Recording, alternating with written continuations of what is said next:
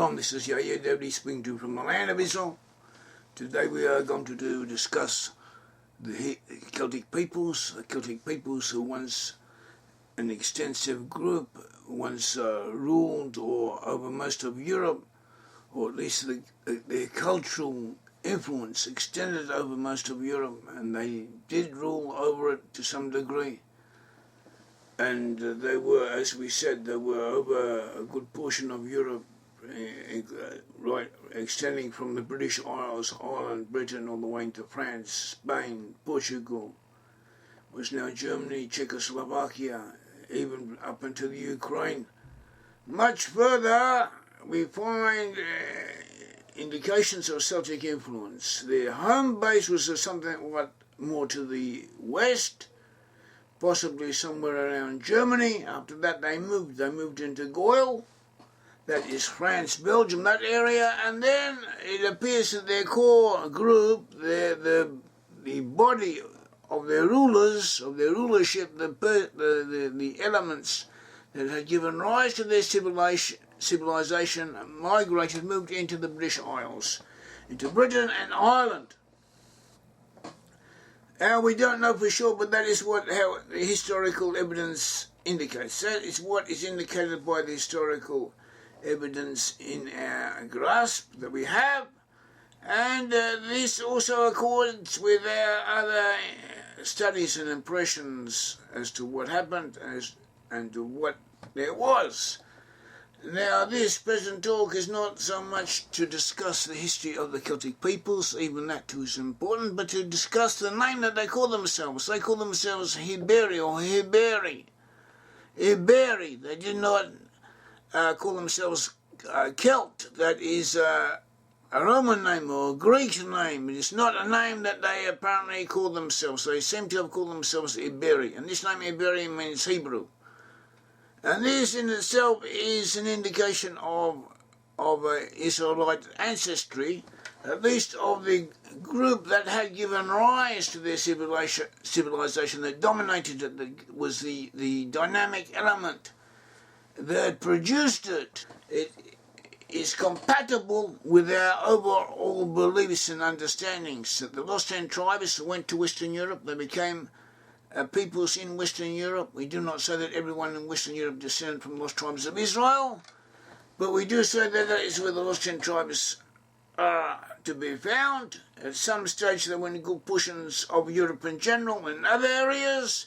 Eventually they congregated, they converged, they coalesced more towards the west amongst Western nations, including the British Isles, and that is where to be found together with their offshoots in North America, Australia and New Zealand, and the related places. So that is what we believe, that this is where the lost 10 tribes are. The lost 10 tribes are that portion of the Israelite nation, that section of the Israelite nation that separated itself from Judah and became a separate people and different peoples, and were conquered by the Assyrians and lost consciousness of their ancestry. But nevertheless they remained together physically, in the physical sense, the physical and social sense. They remain together as coherent groups, or they recoalesced, the different sections of them re-amalgamated, one could say, came back together with each other through historical circumstances or divine providence directing them.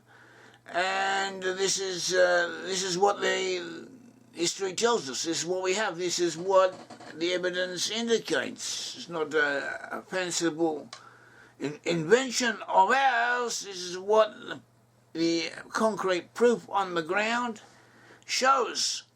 And this is also confirmed. The Bible is confirmed by rabbinical sources and by other sources that we have investigated and that we have talked about, that may be found explained in our articles on the web and in our books, the more than 20 books that we have published on this subject, and so on. And so this is what we are about to say. This is what we are about to discuss. So we said that the Celtic civilization was to be found through much of Europe at one stage. The word name Celt seems to be a name given them to these people by the Romans, or a name of their own that the Romans adopted. They also called themselves Galati or Galadi. That was at least a name of a portion of them. So some say that the name Celt is derived from this name somehow or other.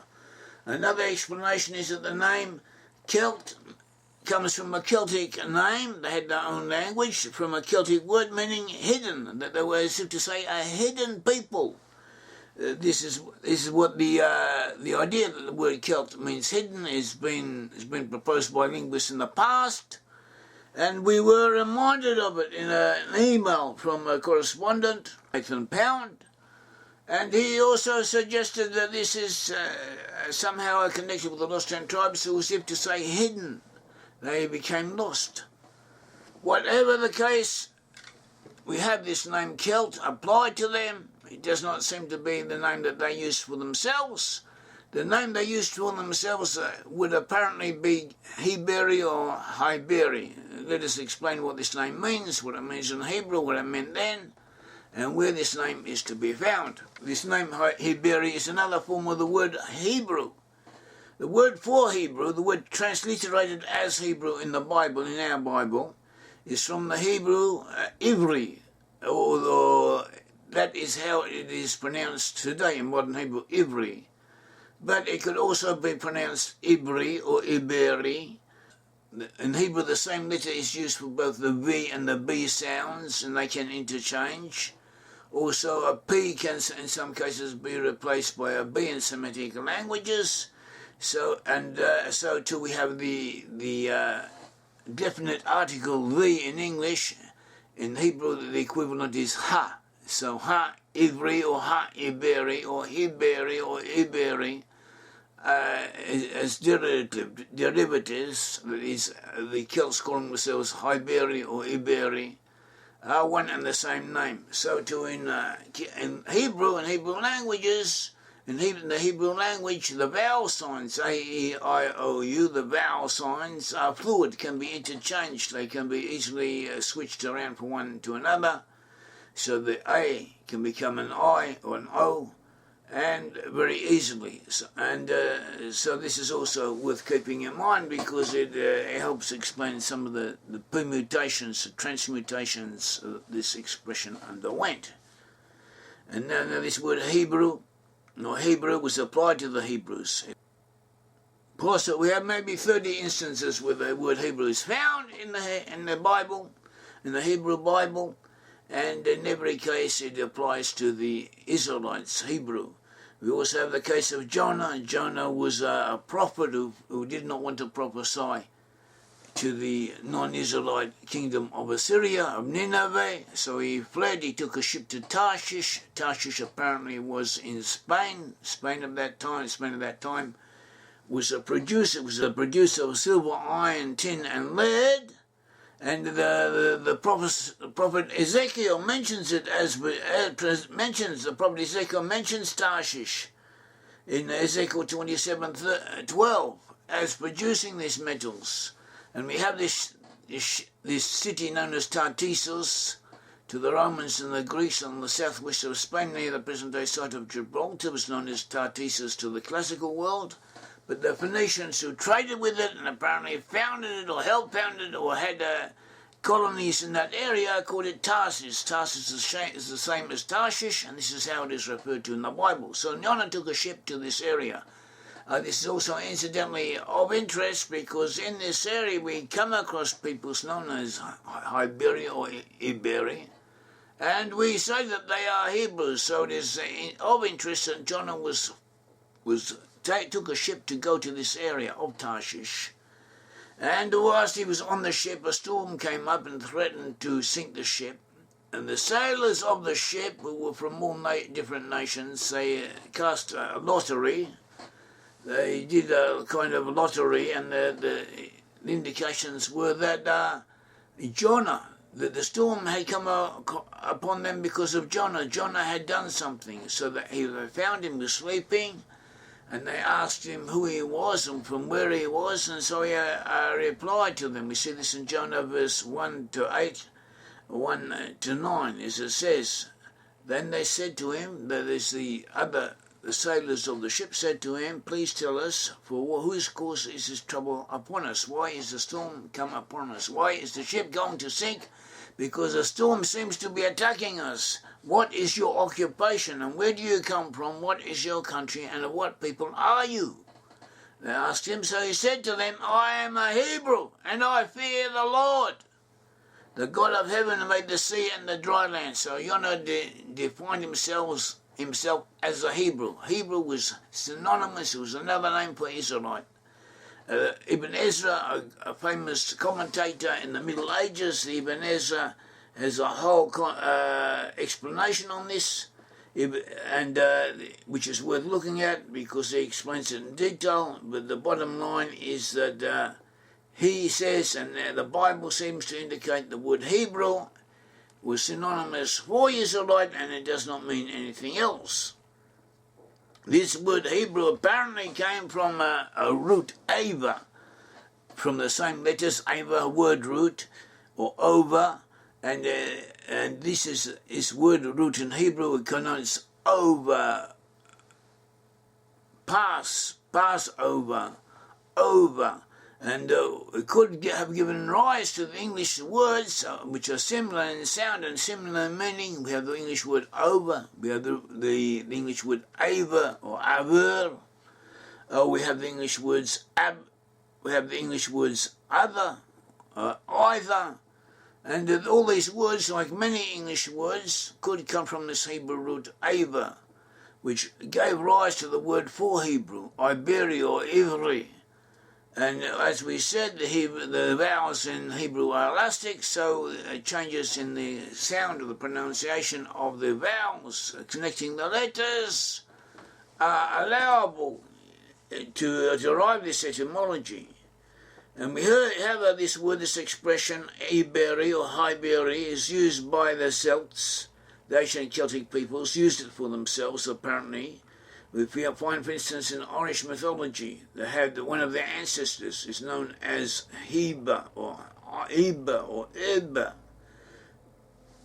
and he gave his name to Hibernia. Hibernia meaning island. We have a writer, classical times, Dionysius of Alexandria in Egypt, about 190 CE. He describes the inhabitants of Britain as Iberi. He gives them the name Iberi. Ptolemy also describes them as Iberi. Geoffrey of Monmouth in the Middle Ages, he mentions an early king of Brit-Am called Ebraucus, who named the city of York Ebraucus after him. So too we have Scottish and Irish tradition that tell us that in both Ireland and Scotland there are two classes of people known as Scotti and Hiberi. And so the Hiberi were one of these classes of people who were present. The Irish in medieval documents, Latin documents, such as those found with the English speaking of Ireland, they refer to them as Hibernae, also with this root. And we also have this root Iberus used as a personal name amongst Celtic peoples. Iborus, Iberus, Iberius. And we have place names with this name. We find a people known as Iberi in southwest Ireland, and Eberoni in what is now Belgium and northern France, Eberoni, and also in Dacia, which is now Romania, but where people from Dacia eventually migrated to Denmark and gave rise or helped and contribute to the Danish population. They were known as Dacians or Dacians, and their soldiers are a group of their soldiers who were employed as mercenaries by the Romans are referred to as Hiberi. So this name was applied to them, Hiberi. And when we place names all over Europe, all over Celtic Europe, we find these names nearly always associated with Celtic areas. And this is not an observation of ours. It was also noticed by Hubert, a great Celtic scholar in France, also Mark Kelly, also de Rogemont. The Celtic influence was very strong in France, so many of the great scholars of early Celtic history came from France, and so they noticed this Hiberi root amongst Celtic peoples. We have this name, we have it pointed in Celtic areas of Germany. The Celts were in Germany before German speakers arrived there. After that they moved westward, they moved into Gaul, maybe into Britain to some degree. And so we have these names. We have Iberisheim, Iberacum, Ibertinus in Bavaria, Ibersberg all in Bavaria, Ibergomem in Bavaria, Iberodunum in Bavaria, Iberestel, Iberesheim, Iberungen, Iberbeska in Austria, also places in Czechia. And all of these places have this name Iber in them. Spain and Portugal, we have Ibora, Ibora Edcatanum, Ibor Brit-Am, Ibor Baetica, Ibor Galatia. And we also find examples of this name in Central and Eastern Europe. We find examples of this name even in Northern Italy, Iberini, Iborica, Iboradia, Ibora. And we find many in Gaul, that is France, Belgium, Switzerland, Iborica, Iborians, Ibronium, Iborificis, Ibor-Olucum, Ibor-Brit-Am, Ibor-Briga, Ibor-Magus, Hebromagus, Ibor-Esheim, Ibor-Undunum, Iverden, and so on. We have Iboracanus, a name for York. We have Iboracanus Comitatus, near York. We have Iboracum, a name given to York. We have Heber, an ancestral figure in Irish mythology. And the Iberian Southwest Island. We have the Iberian Ocean east of Ireland. In Scotland and Wales, the root takes the form Eber or Ober, Aberdeen, Aberoff, Aberbaroff, Aberdor, Aberfeldy, Aberfoyle, and numerous other names. In Gaelic of Scotland, it is called Aberdeen, is called Obad, the Hethian. And the root Aber is given as Ober, which also fits the Hebrew usage where the vowels are fluent. And also in Wales we have hundreds of names, all with the name Aber, all with the root Aber. Literally hundreds of names. Aber Arayon, Aber Ammon, Aber Angel, Aber Raf, Aber On, Aber Bank, Aber Bogod, Aber Biak, Aber Cannate.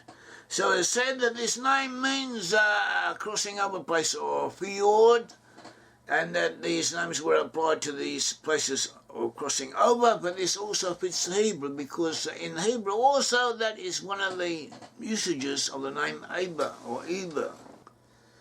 And all of these names and where they are found, they indicate that the peoples concerned were descended from Israel because they call themselves Heber or Iberi.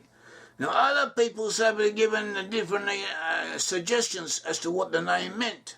Some people said it may have been a name for the yew tree, because the yew tree was supposed to be sacred to the Druids. But no one is certain about that. Another suggestion is that it means a valley or a river or something else, but there's no proof of it, and all these suggestions are modern ones. The oldest names, the oldest suggestions are the most valid ones. They are the strongest ones. The oldest suggestions, and the ones that are most substantiated, are that the term means over or Ava, as it is in Hebrew, and that it was used as an ethnic name for peoples associated with Celtic culture, and that is where we find it, and that is what fits the facts as we know them more than any other explanation does. And so we have this together with additional evidence showing that these peoples were descended from Israelites, or the descendants of Israelites, strong lost in tribes, were amongst them and did influence their culture. And so this is of interest. We should know also in their traditions. They at one stage did keep the Mosaic law. At one stage they were somehow either associated with the Israelites. We find Louis Hyman wrote a history of the Jews of Ireland. It was it was published in Jerusalem in 1972, and he says that it's stated in the very old copies of the Book of Invasions and other ancient documents that is famous in the very important books in Irish history of old ancient Irish history, Irish history. That it was the Mosaic law, that is the law of Moses, that the Milesians, that is the last great body of people who migrated to Ireland, known as Mauritians. So they brought into Erin, that is, they brought into Ireland, at their coming, the Mosaic law. And this had been learned and received from Moses in Egypt. And that is what they say, and that is what their most ancient records report. So we may attribute it to legends. People invent things, or like to invent things. Doesn't really matter, it is an indication. And if we find more and more indications, it becomes proof, or it becomes evidence in its own right. And this is what we do find. We do find the lost in tribes of Israel amongst Western peoples. And we have to internalise this and learn about it and take it to heart and realise that it also obligates us, because the God Almighty in His Bible, He spoke of the lost 10 tribes, He spoke of them being lost, He spoke of them being divided from Judah, and He gave them specific tasks to fulfill. There was a reason for all this, and we have to understand it and learn it, and if we do that, it will be better for all of us, for every single one of us. And this work of ours that we are promoting, that we are publicising, that we are going on and wanting people to understand it, to believe it, to take account of it, to help us expand it and propagate it, because this is what is needed. This is the work of Brit-Am, Hebrew nations. You can contact us, and we will be happy to give you more information. And if you wish to help us, you may do so, because like every other good cause, we need the help of others. May the Lord God of Israel bless you and help you. Thank you.